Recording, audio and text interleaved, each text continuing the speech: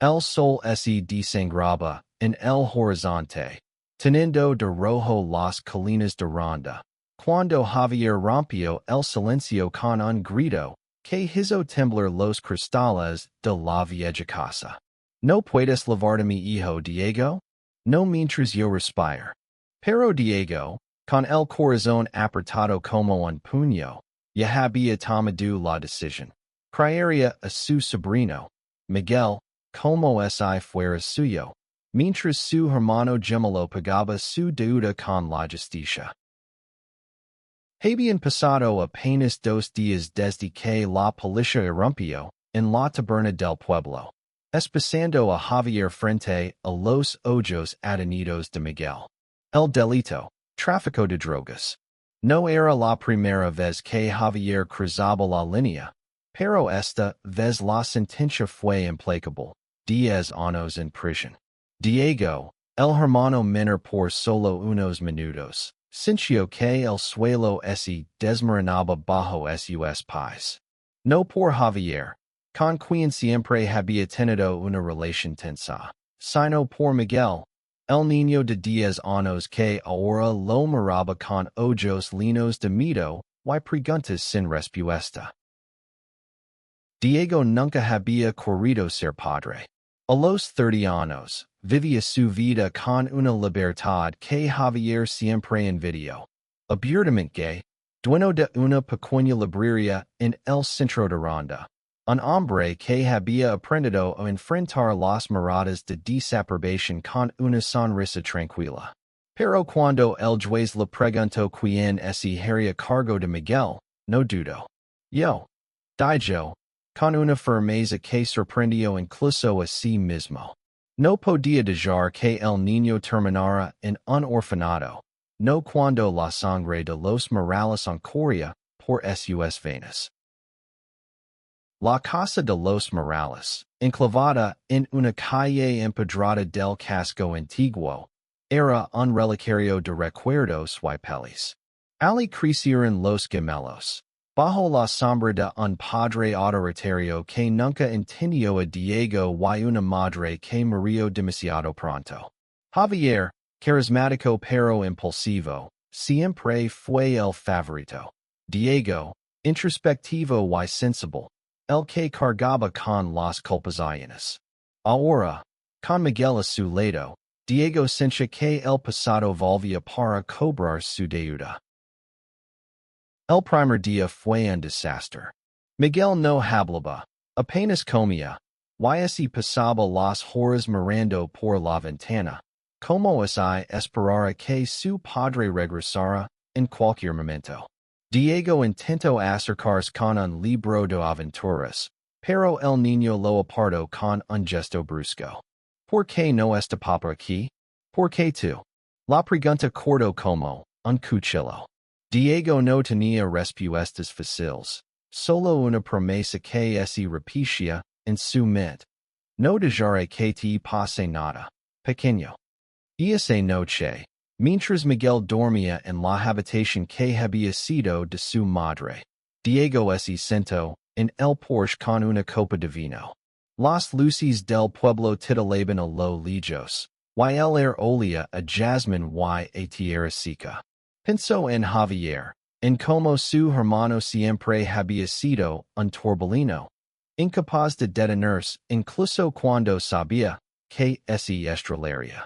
Pensó en sí mismo, en los años que había pasado ocultando su verdad para no herir a su familia, hasta que decidió vivir sin miedo. Y pensó en Miguel, atrapado entre dos mundos que no entendía. Al día siguiente, Diego llevó a Miguel al mercado.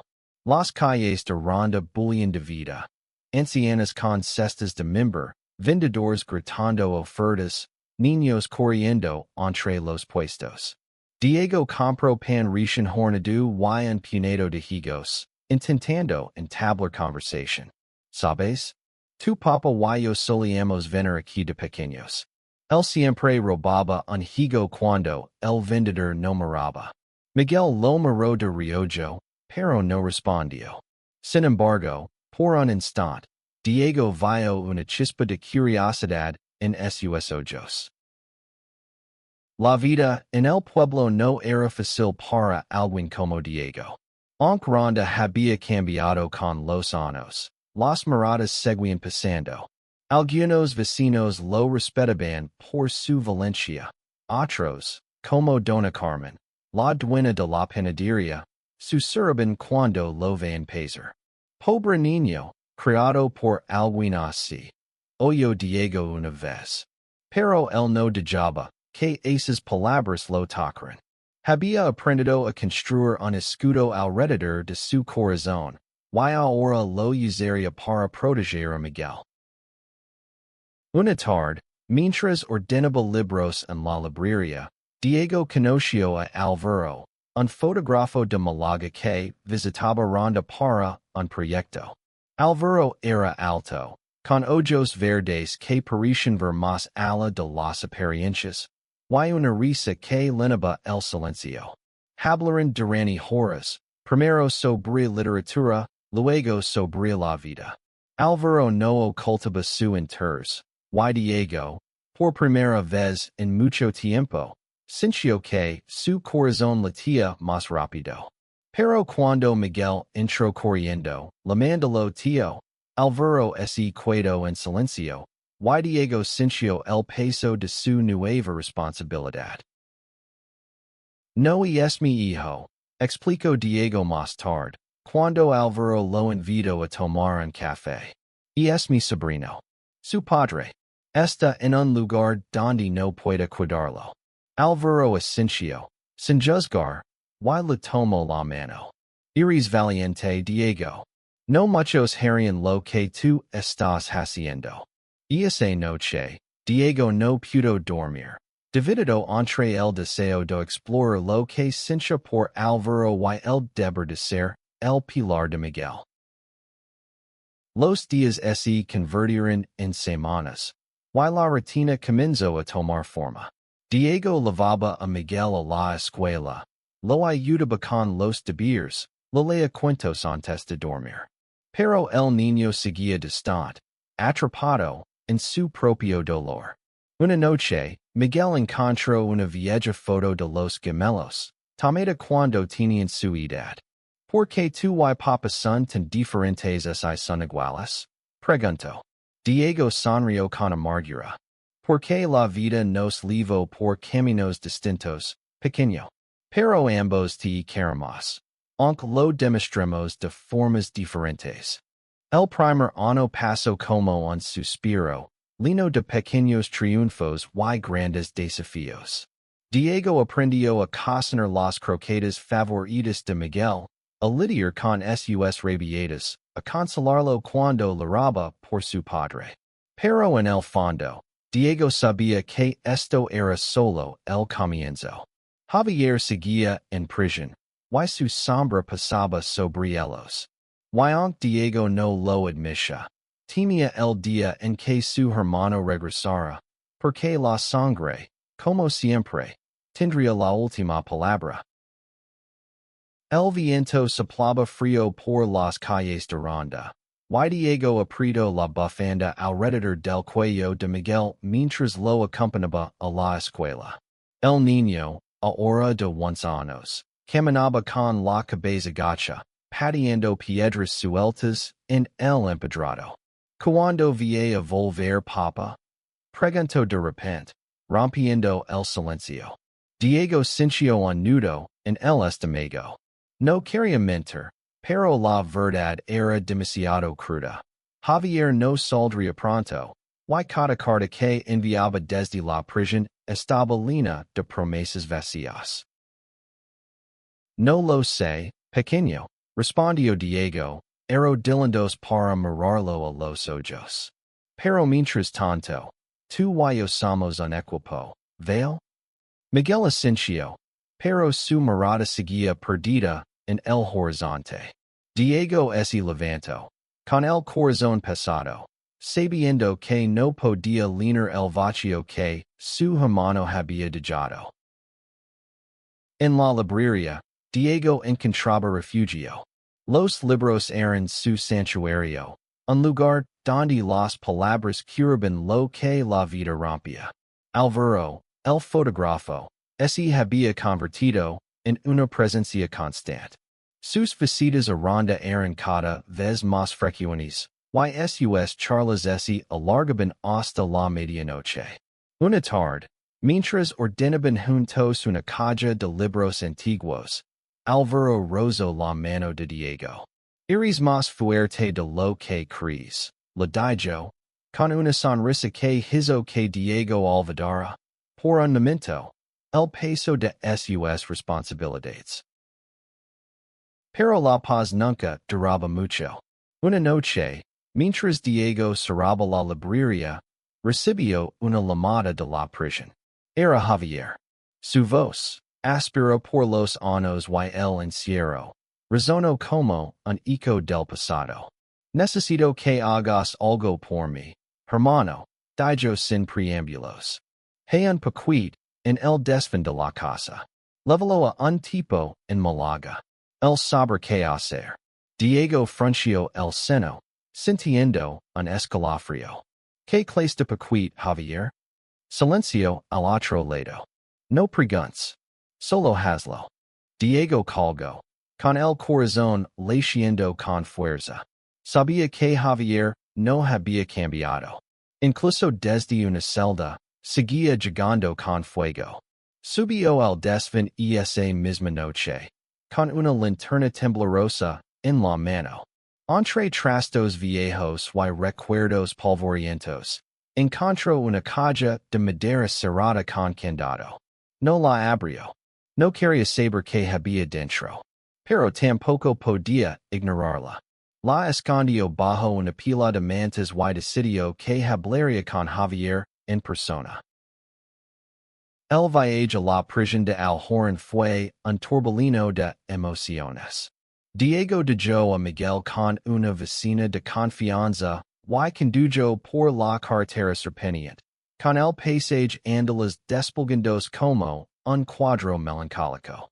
En la sala de visitas, Javier parecía una sombra de sí mismo, demacrado, con los ojos hundidos, pero con la misma chispa desafiante. No te metas en mis asuntos, Diego, lo advirtió cuando mencionó el paquete.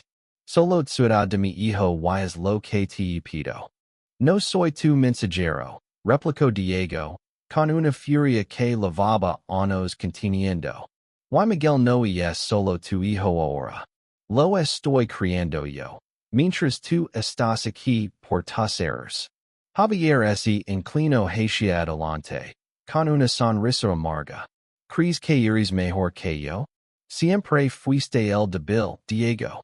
El que se escondía detrás de sus libros y sus secretos.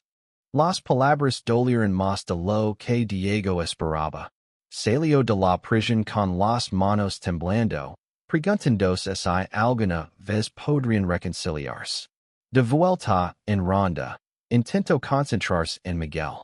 El niño había comenzado a reír más, a hacer preguntas sobre los libros que Diego le leía. Pero también tenía pesadillas, momentos en los que gritaba por su padre en medio de la noche. Diego lo abrazaba hasta que se calmaba, pero cada vez sentía más el peso de ser un sustituto. Álvaro, siempre intuitivo, notó el cambio en Diego. Una noche, mientras compartían una botella de vino en el Porsche, le preguntó, ¿qué te está comiendo por dentro? Diego suspiró, contando lo del paquete y la conversación con Javier. Álvaro lo escuchó en silencio, luego tomó su mano. No tienes que cargar con los pecados de tu hermano. Eres el hogar de Miguel ahora. Y tal vez, también podrías ser el mío. Esas palabras enseñaron algo en Diego, pero también lo aterrorizaron. Amar a Álvaro significaba exponerse, arriesgarse que el pueblo hablara aún más, a que Miguel no entendiera. Pero cuando Álvaro lo besó bajo la luz de la luna, Diego decidió, por primera vez en mucho tiempo, escuchar a su corazón. Sin embargo, el pasado no descansaba. Una semana después, un hombre desconocido apareció en la librería.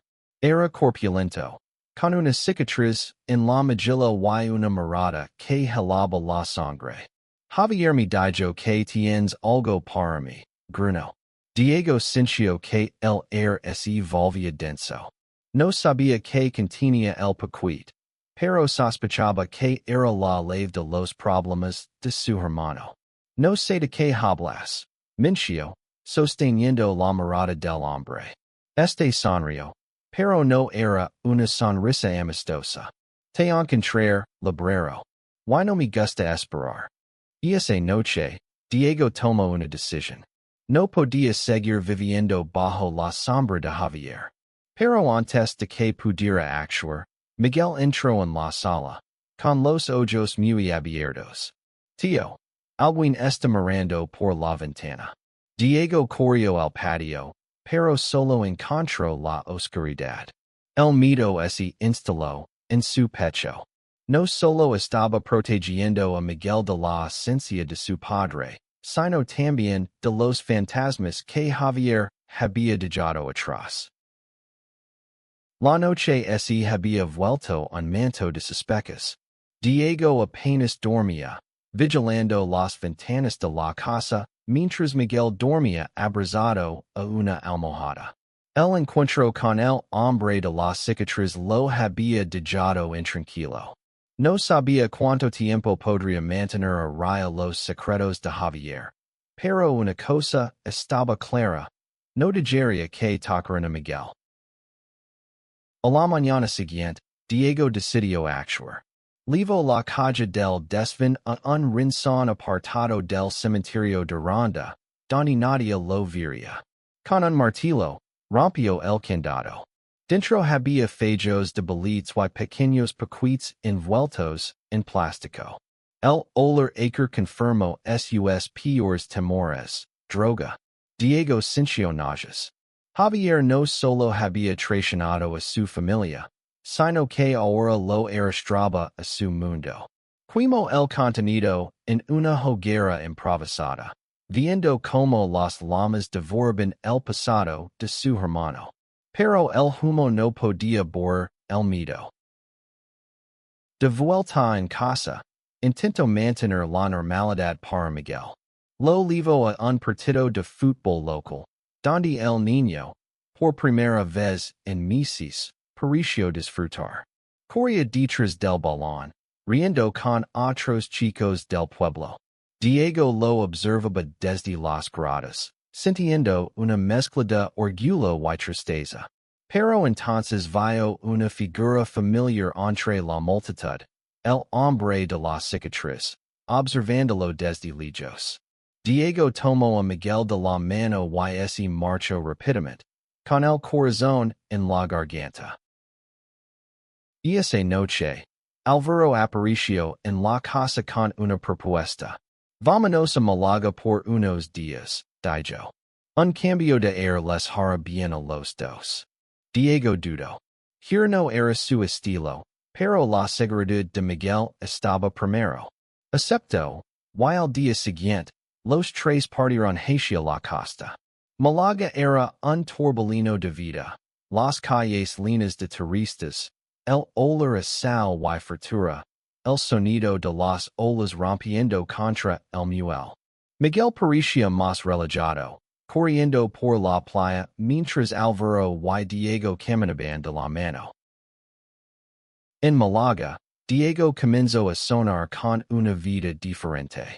Álvaro le habló de sus proyectos, de viajar por el mundo capturando historias con su cámara. Podrías venir conmigo, le dijo una noche, mientras cenaban en un pequeño restaurante junto al mar. Diego sonrió, pero su mente estaba en Miguel. ¿Y él? No puedo dejarlo. Álvaro lo miró con ternura. No te estoy pidiendo que lo dejes. Podemos ser una familia, Diego. Los tres. Esas palabras lo llenaron de esperanza, pero también de miedo. Diego sabía que amar a Álvaro significaba enfrentar no solo los prejuicios del pueblo, sino también las consecuencias de los errores de Javier. Cuando regresaron a Ronda, la realidad los golpeó de nuevo. Una carta de la prisión esperaba en el buzón. Javier exigía saber qué había pasado con el paquete. No me traiciones, Diego, escribió. Si no, encontrar la manera de hacer pagar. Diego no respondió. En cambio, ese enfocó en Miguel, que había comenzado a dibujar en un cuaderno que Álvaro le regaló. Sus dibujos eran oscuros, llenos de figuras sin rostro y cosas en llamas. Diego sintió un escalofrío. ¿Qué es esto, pequeño? Preguntó, señalando un dibujo de dos hombres idénticos peleando. Miguel bajó la mirada. Es Papa y tú. Siempre están peleando en mis sueños. El corazón de Diego se rompió. Quería contar la verdad. Pero, ¿cómo explicar a un niño que su padre estaba atrapado en un ciclo de autodestrucción? En cambio, lo abrazó y permitió que todo estaría bien. Pero las cosas empeoraron. El hombre de las cicatrices comenzó a aparecer con más frecuencia.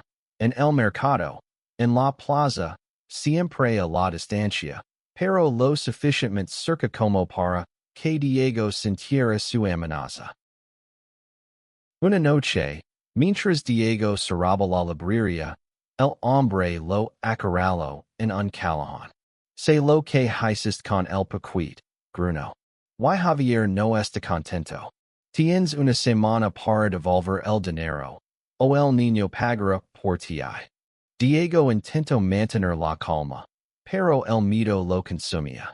Cuando llegó a casa, encontró a Miguel llorando. Alguien rompió la ventana de mi cuarto, dijo el niño, temblando.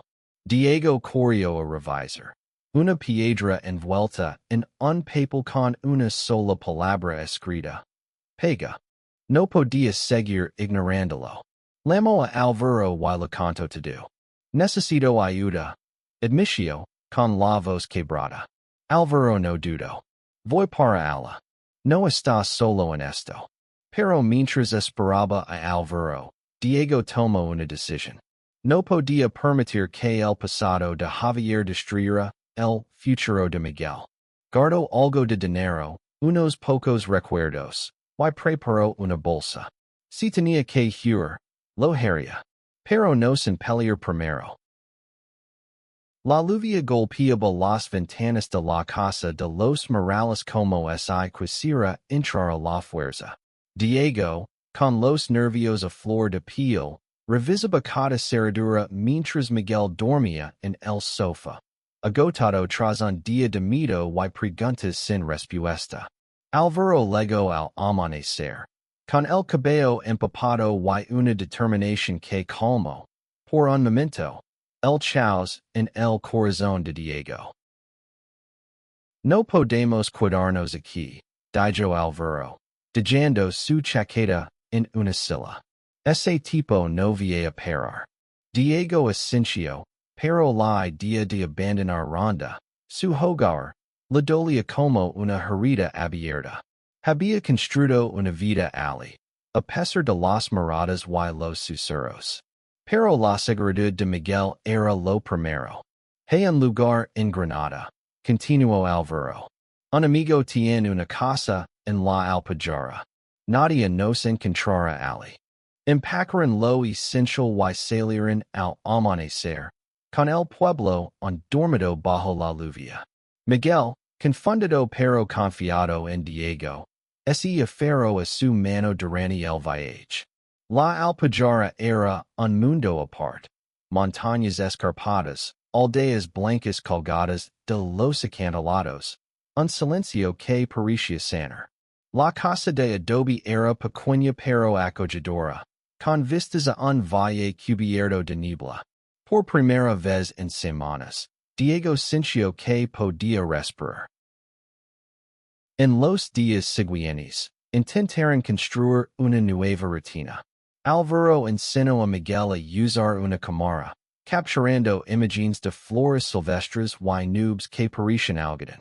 Diego, mientras tanto, lucabacan sus demonios internos. No podía dejar de pensar en Javier, en el pequeño quemado, en el hombre de la cicatriz. Cada crujido de la casa lo ponía en alerta, como si el pasado estuviera acechando. Una noche, mientras estaban castanas en la chimenea, Miguel rompió el silencio. ¿Por qué papa no me escribe más?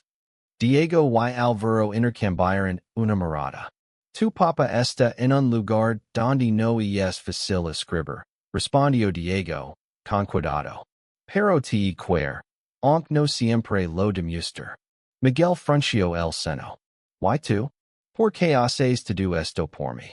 Diego sintió que las lágrimas amenazaban con salir. ¿Por qué eres mi familia, pequeño? ¿Y la familia es suya? Álvaro, sentado junto a Diego, lo apretó la mano bajo la mesa. Y esa noche, cuando Miguel se durmió, hablaron hasta el amanecer. Álvaro confesó que siempre había temido comprometerse, pero que Diego y Miguel habían cambiado algo en él. Quiero estar contigo, Diego. No como un amigo, sino como algo más. Diego, por primera vez, no dudó. Lo besó, selando una promesa silenciosa bajo las estrellas de la alpajara. Pero el refugio no duró. Una semana después, mientras Diego y Miguel exploraban un sendero cercano, un coche desconocido apareció en el camino. El hombre de la cicatriz bajo, acompañado por otro tipo de mirada fría. ¿Crees que podías escapar, verdad? Dijo, con una sonrisa torcida. Diego empujó a Miguel detrás de él. No sé qué quieres, pero déjanos en paz. El hombre se acercó, sacando una navaja. El dinero librero. O el niño pega. Álvaro, que había salido a buscarlos, apareció justo a tiempo. Sin pensarlo, se lanzó contra el hombre de la cicatriz, forceando hasta que la navaja cayó al suelo. Diego tomó a Miguel y corrió hacia la casa, pero el segundo hombre los interceptó. En un momento de desesperación, Diego golpeó al hombre con una rama, dándoles tiempo para escapar. Cuando volvieron, Álvaro estaba herido, con un corte en el brazo, pero el hombre de la cicatriz había huido. Esa noche, mientras curaban las heridas de Álvaro, Diego tomó una decisión. No podían seguir corriendo. Voy a enfrentarme a Javier, dijo, con la voz temblando de rabia y determinación. Esto tiene que acabar. Álvaro intentó disuadirlo, pero Diego fue firme. No dejaré que su pasado nos destruya. Miguel, que había escuchado en silencio, se acercó y lo abrazó. No quiero que te pase nada, tío. Diego lo abrazó con fuerza, permitiendo que volvería. Al día siguiente, dejó a Miguel con Álvaro y condujo de vuelta a la prisión de Alhorn. La conversación con Javier fue brutal. Diego le contó todo. El pequeño quemado, las amenazas, el miedo de Miguel. Tienes que parar esto, Javier. Por tu hijo. Javier lo miró con desprecio. Tú no entiendes nada, Diego. Esto es más grande que nosotros. Pero por primera vez, Diego vio una grita en su armadura, un destello de culpa.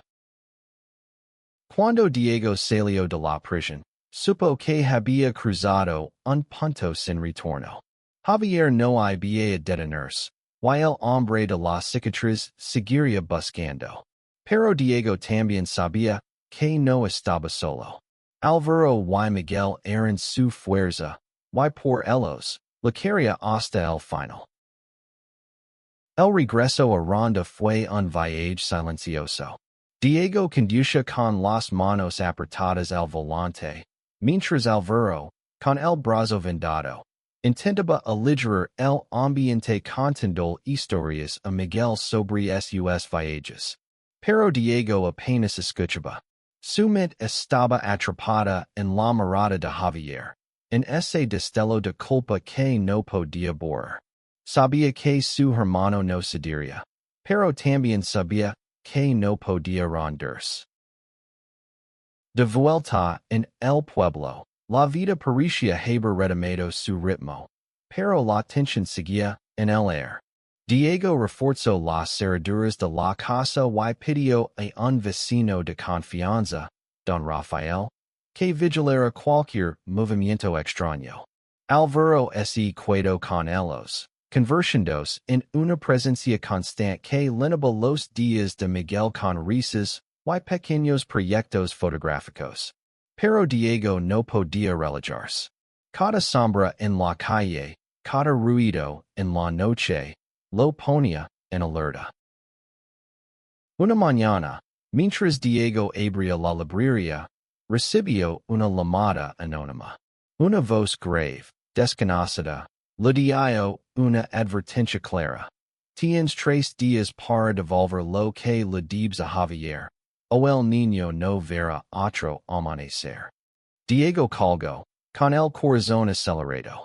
No podía seguir ignorando la amenaza, pero tampoco quería involucrar a la policía. Si lo hacía, Javier podría enfrentarse más años en prisión, y Miguel perdería cualquier esperanza de recuperar a su padre. Esa noche, Diego le confesó todo a Alvaro. No sé cómo protegerlo, admitió, con la voz quebrada. Alvaro lo abrazó, prometiendo que encontrarían una salida. Juntos, idearon un plan.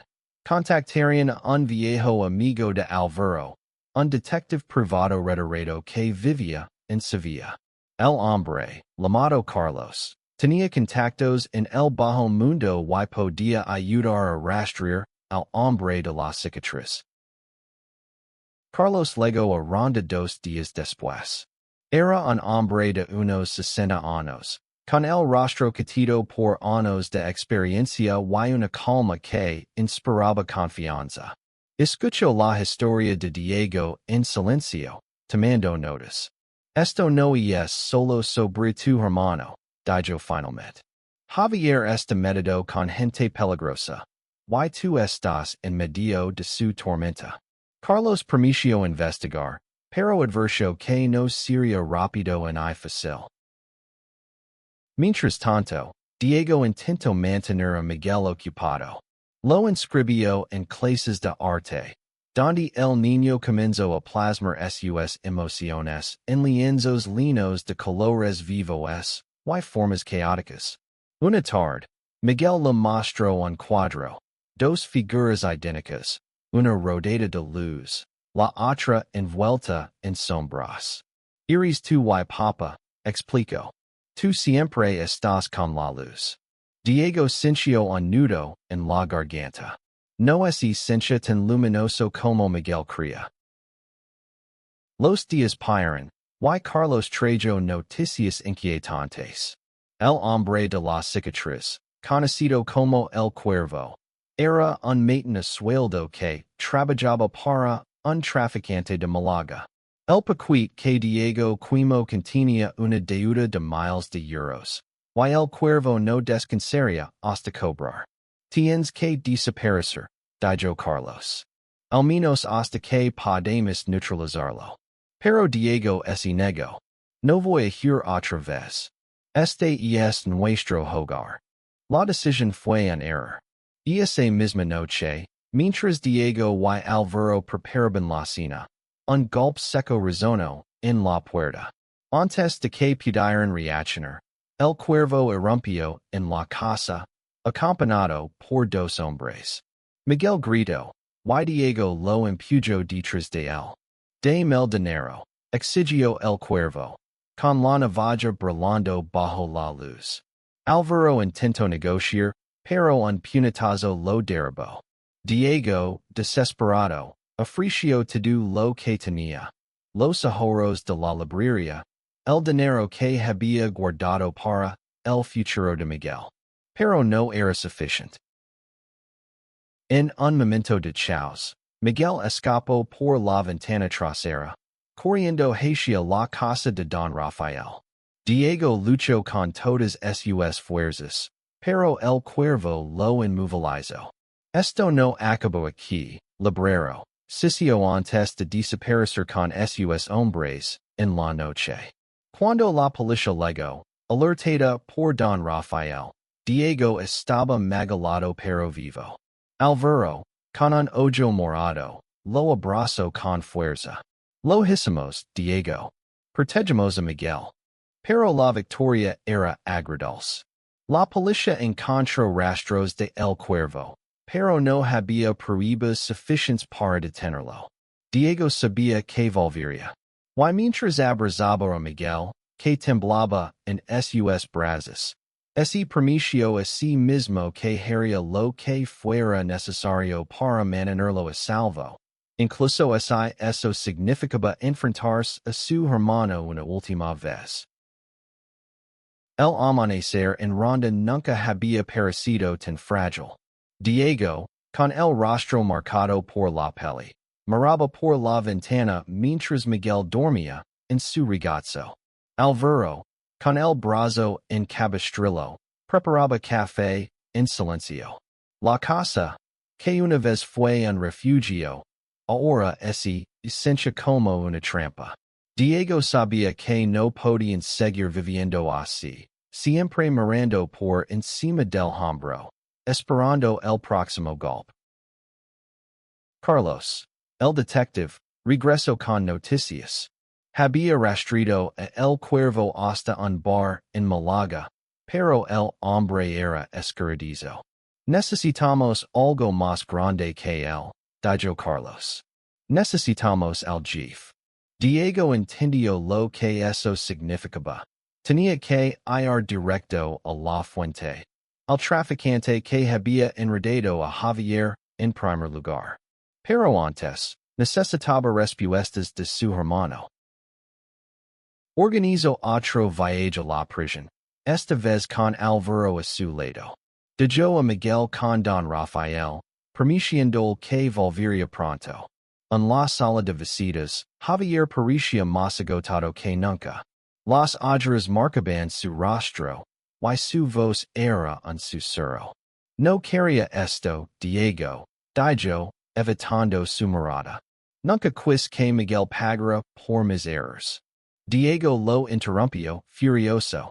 Entonces dime como parar esto. Dime quién está detrás de el cuervo. Javier dudó, pero la mirada de Diego no le dio escapatoria. Finalmente, confesó. El traficante era un hombre llamado Raúl Vargas.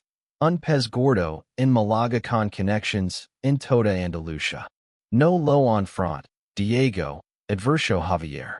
No es como nosotros. No tiene nada que perder. Pero Diego ya había tomado su decisión. Si quería proteger a Miguel, tenía que cortar el problema de raíz.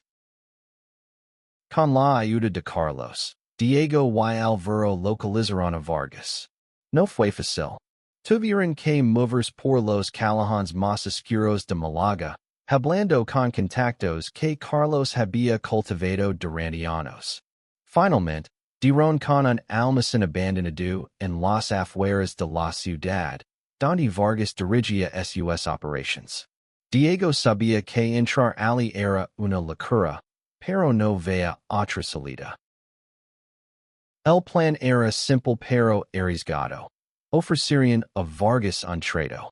Diego usaría los ahorros de la librería y pediría un préstamo para cubrir la deuda de Javier. A cambio, Vargas debía dejarlos en paz. Carlos los acompañó, armado con una grabadora oculta por si las cosas salían mal. La reunión fue tensa.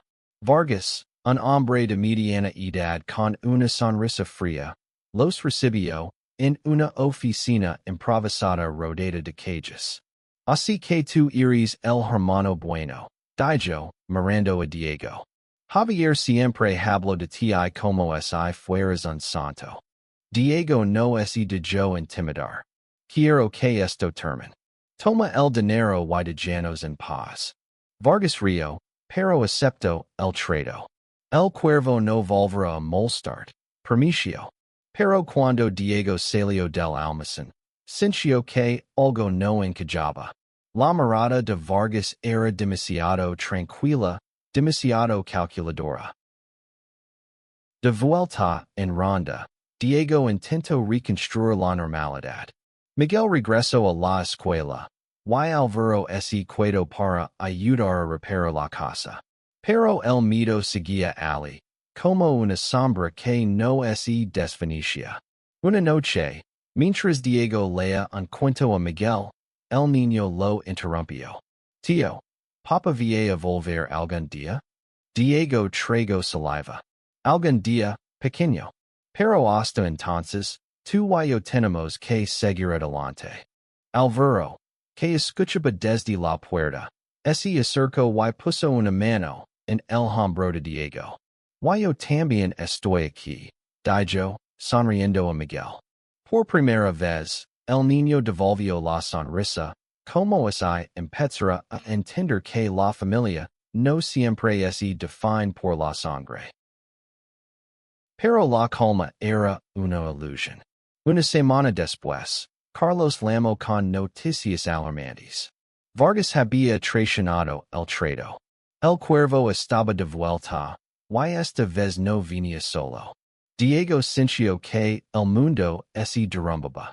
Había hecho todo lo posible por proteger a Miguel, pero el pasado de Javier seguía persiguiéndolos. Reunió a Alvaro y a Carlos en la librería y trazaron un nuevo plan. No podían confiar en Vargas, así que tendrían que enfrentarse a el cuervo directamente. La confrontación ocurrió en una noche sin luna.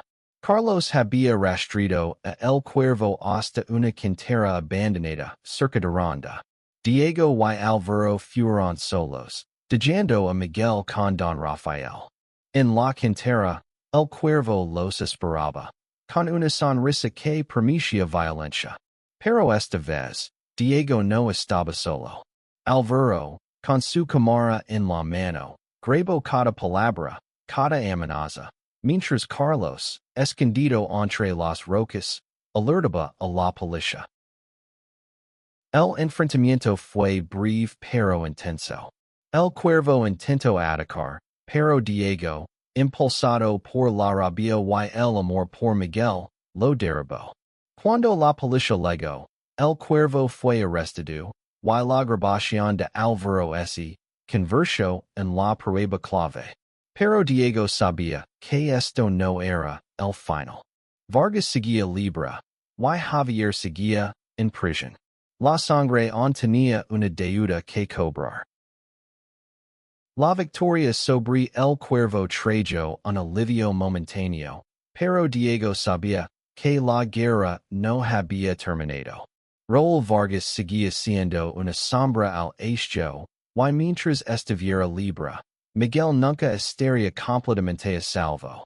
Diego, Alvaro y Carlos se reunieron en la librería para planear el próximo paso. La grabación de El Cuervo había sido suficiente para arrestarlo, pero Vargas era intocable, un hombre que se movía entre las grietas del sistema. Diego decidió hacer lo impensable, enfrentarse a Vargas una vez más, pero esta vez con pruebas. Carlos había conseguido documentos que conectaban a Vargas con una red de tráfico más grande, y la grabación de El Cuervo mencionaba su nombre explícitamente. Es arriesgado, advirtió Carlos. Si fallamos, no habrá vuelta atrás. Pero Diego no podía vivir con miedo eternamente. Por Miguel, por Alvaro, por sí mismo, tenía que intentarlo. La policía, con la ayuda de Carlos, organizó una operación encubierta. Diego se ofreció como cebo, contactando a Vargas bajo el pretexto de ofrecer más dinero. La reunión se fijó en un bar de Málaga, un lugar lleno de ruido, y humo donde Vargas se sincha intocable. Diego intro solo. Con un micrófono oculto bajo la camisa.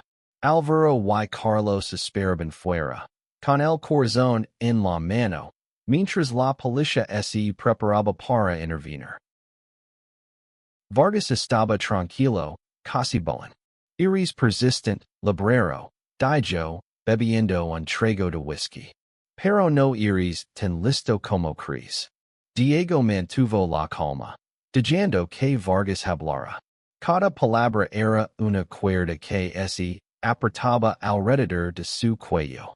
Cuando mencionó el nombre de Javier y los detalles de la operación, la policía irrumpió. Vargas intentó huir, pero no llegó lejos. Esa noche, fue arrestado, y con él cayó una parte de la red que había envenenado la vida de los Morales. De vuelta en ronda, Diego sintió que podía respirar por primera vez en años. Pero aún había una deuda pendiente. Javier, visitó a su hermano en la prisión, esta vez sin IRA, solo con cansancio. Se acabó, Javier, le dijo. Vargas está preso. El cuervo también. Miguel está a salvo. Javier lo miró, con los ojos llenos de una mezcla de alivio y vergüenza. Lo siento, Diego. Nunca quis que esto cayera sobre ti. Por primera vez, Diego creó, en sus palabras. Ciudad de mi hijo, añadió Javier. Eres mejor padre de lo que yo nunca fui. Esas palabras se quedaron con Diego mientras regresaba a casa. Miguel lo esperaba en el Porsche, con un debullo en la mano. Tres figuras bajo un sol brillante, de la mano. Somos nosotros, ¿verdad? Dijo el niño, señalando a Diego, Alvaro y él mismo. Diego asintió, con lágrimas en los ojos. Sí, pequeño. Somos nosotros. Los años pasan. Miguel creció, convirtiéndose en un adolescente curioso y valiente. Con el talento de Alvaro para la fotografía y la pasión de Diego por los libros. La librería se convirtió en un refugio para el pueblo, un lugar donde las historias curaban heridas. Diego y Alvaro se casaron en una ceremonia sencilla en las colinas de Ronda, con Miguel como testigo, sonriendo como nunca antes. Javier salió de prisión cuando Miguel tenía 18 años. Diego lo recibió en la estación de tren, con el corazón dividido. Javier estaba cambiado, más tranquilo, pero la distancia entre ellos nunca se cerró del todo. Gracias por cuidar de él, dijo Javier, con la voz rota. Diego solo asintió.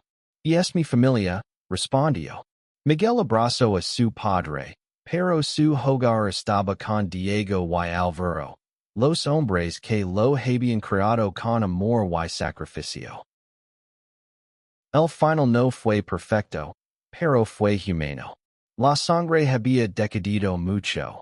Los errores de Javier, el valor de Diego, la lealtad de Miguel.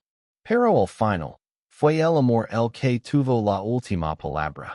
En las noches claras, Diego, Alvaro y Miguel se sentaban en el Porsche, mirando las estrellas sobre Ronda.